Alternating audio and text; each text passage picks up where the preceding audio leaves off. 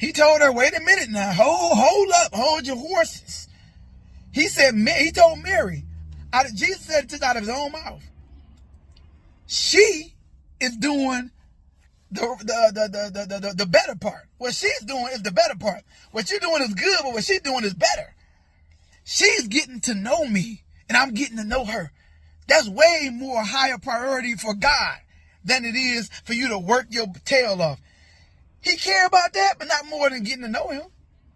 You know what I'm saying? God he didn't come, he didn't so love the world so much that he gave his only begotten son to come into the world just to save us and give us salvation and say, okay, restore the relationship just for the sake of restoring the relationship. Nah, that relationship is a key. You have to use that key before you die. If you don't use that key continually to go in and out and find pasture, I believe that's what that's talking about. In and out and build with God. If you're not building with God on that relationship, and you literally can spend your entire life just like a relative can on this planet and be a stranger to the people you're related to. And then at the end of life, thinking they're going to open their doors to you when you didn't even take the time to get to know them.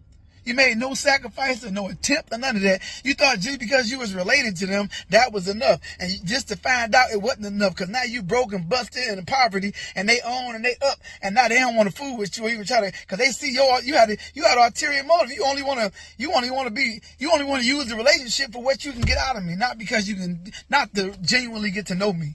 And that's what God gonna be on. And that's Bible. He said all the stuff you think you doing because we're related is not enough if you not getting to know me. You getting to know me is way more important than everything else on the planet.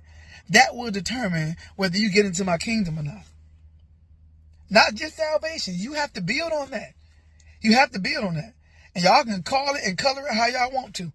But God is concerned about fellowship. He's concerned about intimacy. He wants to know you. He wants you to know him. He said, draw near to me and I'll draw near to you. It's plenty Bible verses where it says, you profess me with your mouth, but your heart is far from me. God really cares about how close you are to him in proximity. Every day you should be building with God. It's going to cost you something, but everything costs you something. You go to work every day, don't you? For that money, for that dollar bill. And you see it as a necessity, you need to see God as a necessity. And if you don't, you need to pray and even building your prayer life. Because I'm starting to get that right too. Building my prayer life back again. And God's starting to awaken the desires of the Spirit in me to where I want to pray even more. Where I want to draw him. Y'all got to start opening your mind. He said, you have not because you ask not. You know, asking you shall receive, knock, the door shall be open, seeking you shall find. You know, and again, you got to start somewhere. God is requiring something from you. It's not enough. It's like what Jesus did was enough to get you in the door. But what you do what you do in there is up to you. It determines whether you're going to be able to stay or not. You get what I'm trying to say? I'm just going to put it out there like that. I don't believe God about to let no strangers in his kingdom. He said it. He said, depart from me, you worker of iniquity. If all your life you spent living in sin, and sin is just like rebelling against God. Some of y'all think y'all good because y'all morally good. If you're listening to me, I'm about to tell y'all something. If you are not spending time with God daily, if you are not drawing close to him daily, I'm not talking about church. I ain't talking about no Bible study. I ain't talking about your father being a pastor. I ain't talking about none of that. I don't care who you talk to and fellowship with. If you're not spending one-on-one time with Jesus intimately on a daily basis, you are in sin. If you carry that sin to the end of life, listen to me, hear me well, right?